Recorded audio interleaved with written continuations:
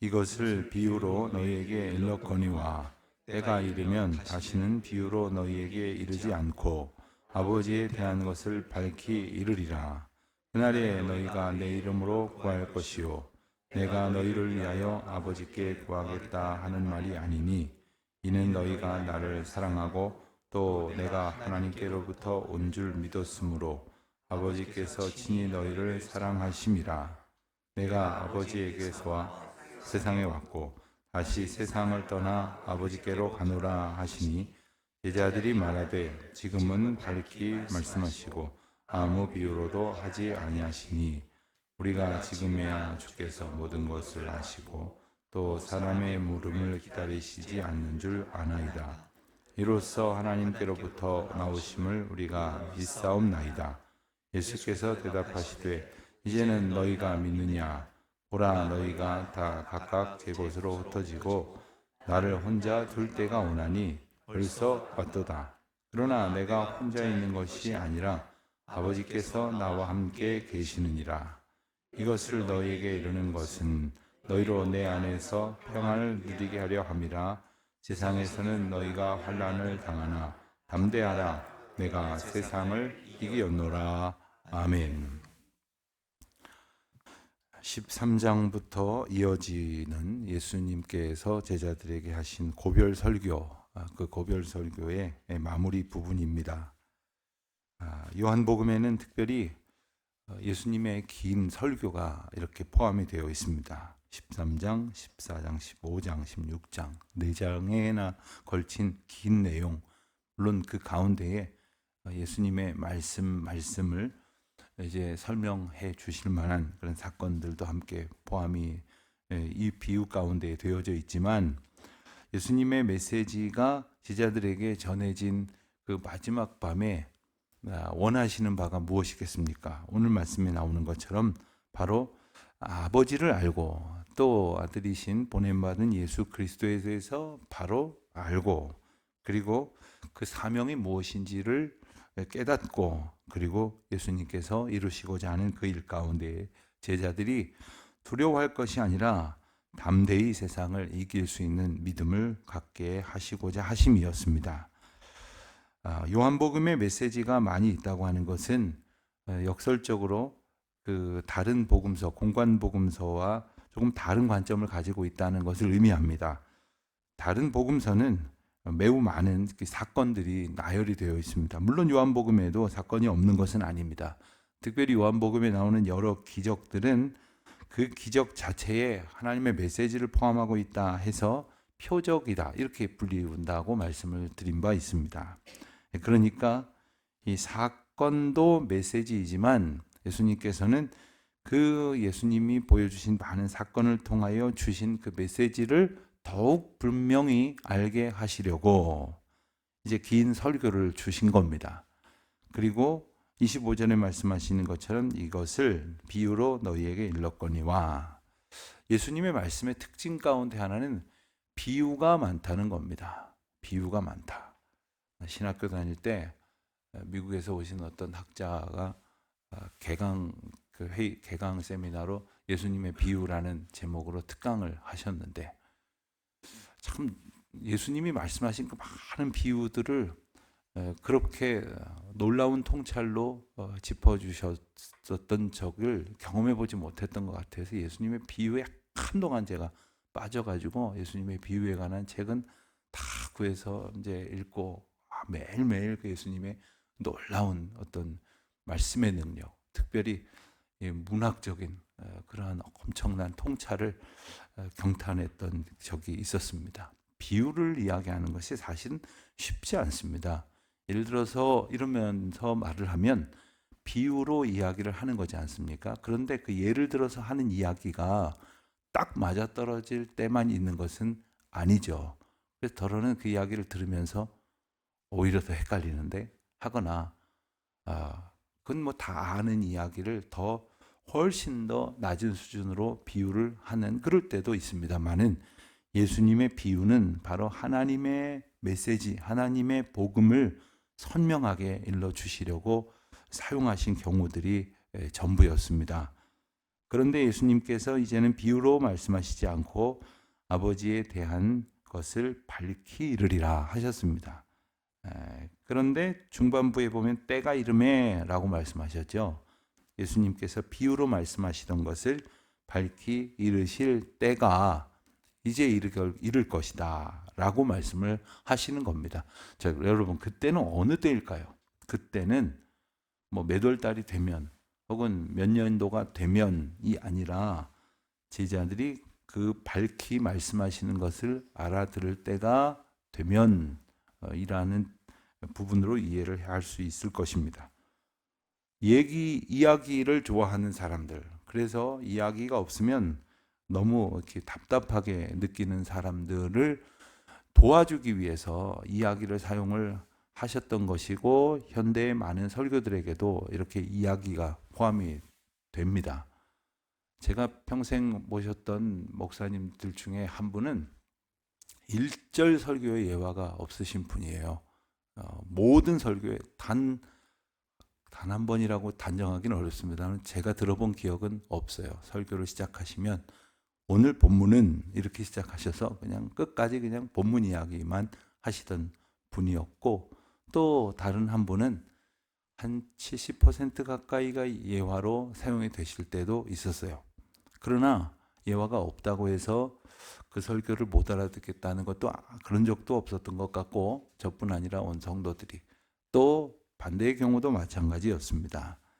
그것은 아마도 그 청중들이 이제는 예화로 혹은 말씀을 푸는 강해로 말씀을 나누어도 좋을 것이라는 그러한 판단이 아주 적확했기 때문이리라, 이런 생각을 하곤 했습니다. 예수님도 우리들을 보시면서 비유로 말씀하시지만 하나님에 대해서 밝히 알려주시는 이유가 뭡니까? 예수님의 일관된 목적, 하나님을 알게 하시려는 겁니다.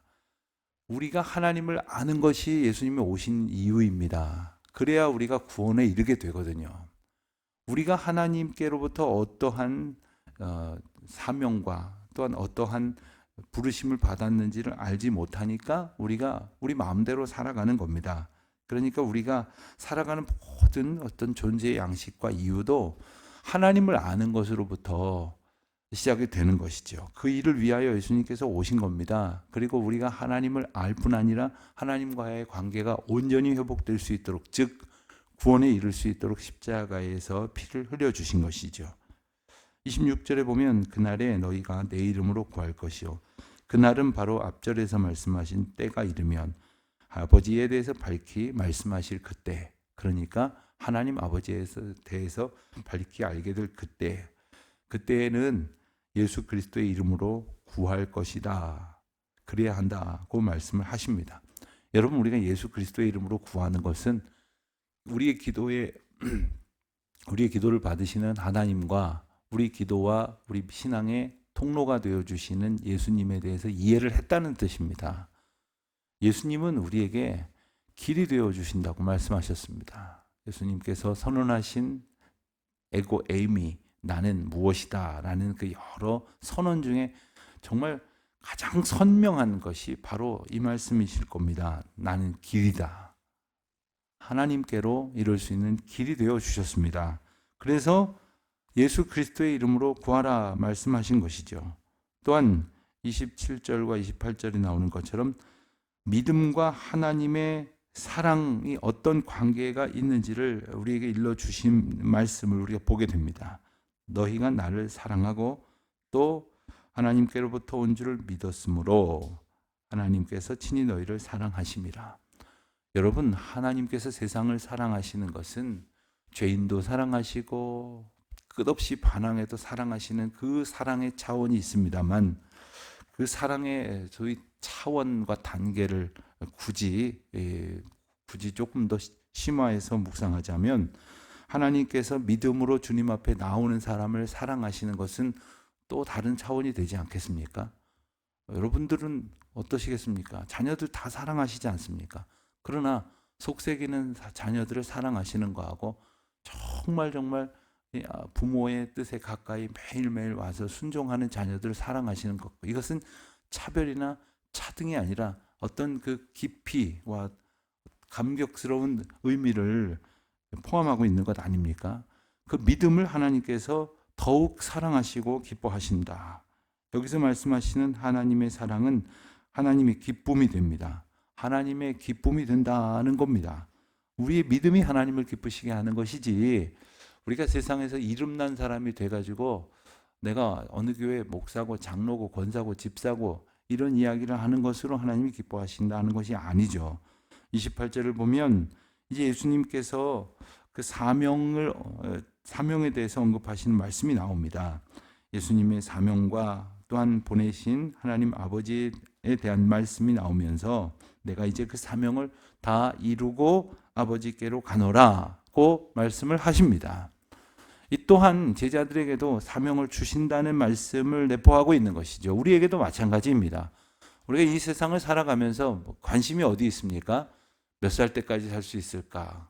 또 몇 살 때까지 살되 건강하게 살아야 되는데, 또 몇 살 때까지 사는데 건강하게 살아야 되는데, 그때까지 쓸 돈이 있어야 되는데, 여기에 우리 관심이 다 몰두해지고 있어요. 그러나 몇 살까지든지 혹은 우리의 형편이 저마다 다르기에 정말 활력 있게 살거나 조금 그렇지 못한다 하더라도, 조금 더 여유 있게 살거나 그렇지 못한다 하더라도 우리가 하나님의 보내심을 받은 사명을 받은 자, 이유 없이 이 땅에 온 것이 아니라 하나님의 택한 백성으로서 특별한 사명을 가지고 보냄받은 백성이라는 사실을 단 하루도 잊지 아니하는 가운데 살아감으로 우리의 날마다의 시간이 복되고 의미가 충만할 줄로 믿습니다. 29절 말씀을 보면 제자들이 이제 말합니다.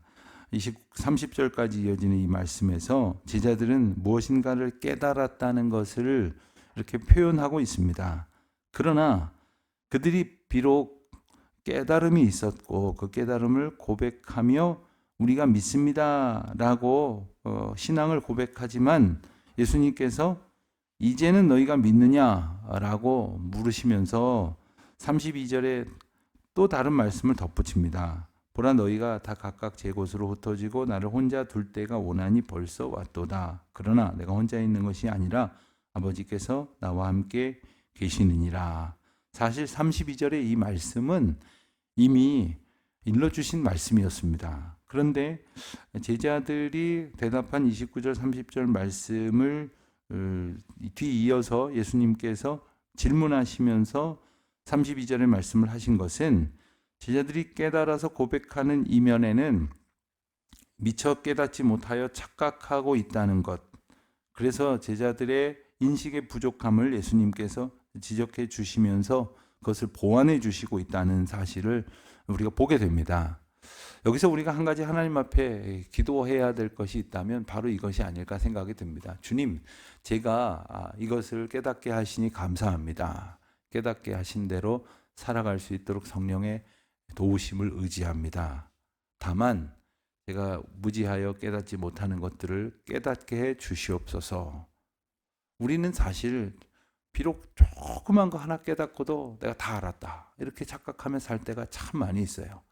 이만큼 신앙생활 했으니 나도 알 만큼 알지 합니다만, 주님을 알아간다는 것은 정말 우리가 모든 것을 다 차지하고 여기에만 몰두해도 정말 그 깊이와 넓이와 하나님의 은혜의 광활함, 이것을 우리가 다 알 수 없다는 것을 우리가 하나님 앞에 고백한다면 주를 알아가는 일평생의 기쁨, 날마다 주를 깨달아가는 감격으로 충만케 되어지기를 소원할 때 제자들의 무지함을, 부족한 점을 이렇게 일러주신 것처럼 날마다 우리를 깨우쳐 주실 줄 믿습니다. 그리고 이제 이 말씀을 하신 궁극적인 목적, 어찌 보면 예수님의 긴 마지막 고별 설교의 가장 분명한 목적문 중에 하나라고 할 수 있는 33절의 말씀이 이제 등장을 합니다. 이것을 너희에게 이루는 것은 너희로 내 안에서 평안을 누리게 함이라. 그렇습니다. 첫 번째는 당신의 백성들이 평안을 누리게 하심인데, 그 평안이라는 것은 뭐냐면 우리가 원하는 것을 얻음으로써의 평안이나 혹은 이 세상에서 우리가 기대하는 것을 충족하게 됨으로 인해서 얻는 평안이 아닙니다. 그 평안은 바로 하나님 안에 있는 것입니다. 예수 그리스도 안에 있는 것입니다. 그것이 바로 평안입니다. 예수 그리스도 안에 있을 때 사실 무슨 걱정이 있겠습니까? 예수 그리스도 안에 있으니 예수님께서 우리를 인도하실 것이요, 그리고 우리와 동행해 주실 것이요, 우리의 모든 부족함과 필요를 다 아시는 주님께서 합당하도록 채워 주실 것이 아닙니까? 더러는 주시지 않는 것이 우리에게 유익이기 때문인 줄 우리가 알지 못하기 때문에 불평하지만, 그것으로 인하여 하나님 앞에 더 기도하게 하시고 더 의지하게 하셔서 그것이 있었더라면 오히려 방자하게 주님의 곁을 떠날 수밖에 없는 우리들임에, 주님께서 어떤 것은 병들므로, 어떤 것은 부족함으로, 어떤 것은 외로움으로, 어떤 것은 두려움으로 주님 앞에 붙드시는 은혜를 얻게 하시는 것이 아닙니까? 두 번째로 말씀하시는 것은 세상에서 너희가 환난을 당하나 담대하라, 내가 세상을 이기었노라. 우리가 이 세상에서 환난을 당합니다. 정말 원하는 것, 원하지 않는 것, 물론 환난을 원하는 것이 어디 있겠습니까마는 환난이 있음에도 불구하고 달려들어도 환난이 도망가는 것이 아닙니다. 또한 도망 다녀도 환난이 없어지는 것이 아닙니다. 게다가 어떤 일을 조금이라도 더 의미 있게 열심히 할수록 우리를 향한 저항은 더 거세질 것입니다. 그냥 걸어가면 바람의 저항이라는 것이, 공기의 저항이라는 것이 없겠죠. 그러나 뛰어가려면, 빠른 속도로 자전거를 타고 가려면 이 공기 저항이라는 것이 만만치 않은 겁니다. 그러니까 그 많은 저항을 받을 겁니다. 열심으로 살아갈수록 저항을 받을 겁니다. 여러분, 이 저항이라는 것, 다시 말하면 이 세상의 사탄 마귀의 공격이 불어오는 바람을 따라서 가면 저항을 받지 않습니다. 오히려 등에서 바람이 밀어주는 것처럼 여겨지니 아주 순풍에 돛단 듯 가게 될 겁니다. 그러나 그것은 하나님께로 가는 것이 아니지 않습니까? 하나님께로 향해 가려고 살아가는 우리들에게 비록 환난이 닥쳐올 것이나 우리가 예수 그리스도 안에서 평안을 누리게 하셨기 때문에 담대할 수가 있는 겁니다. 우리가 뭐라고 담대할 수 있겠습니까? 뭐 약을 강심 뭐라 그럽니까? 이거 강심제 뭐 이런 거, 심장을 뭐 튼튼하게 하는 약을 뭐 매일 먹으면 뭐 마음이 강해집니까? 아니면 뭐 자기 다짐을 하고 뭐 자기 최면에 빠지면 강해집니까? 뭐가 많이 있으면 강해집니까? 오직 주 안에 있을 때 우리에겐 평안이 넘쳐날 것이고, 그리고 담대할 때, 주님 안에 있음으로 인하여 담대할 때에 우리가 예수님께서 세상을 이기신 것처럼 우리도 담대히 이기는 믿음의 길을 걷게 될 것입니다. 그와 같은 은혜의 약속을 오늘 주셨으니 오늘도 이 약속 붙들고 승리하는 우리 모두가 되시기를 축원합니다. 하나님 아버지, 감사합니다.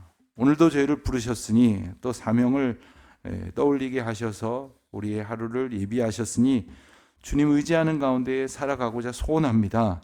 저희를 붙들어 주셔서 평강의 평강으로 지켜주시고 담대하게 주님 의지하여 나아갈 때 주께서 이기신 것처럼 세상을 넉넉히 이기어 주님께 영광을 돌리는 주의 자녀들 되게 하옵소서. 예수님의 이름으로 기도드립니다. 아멘.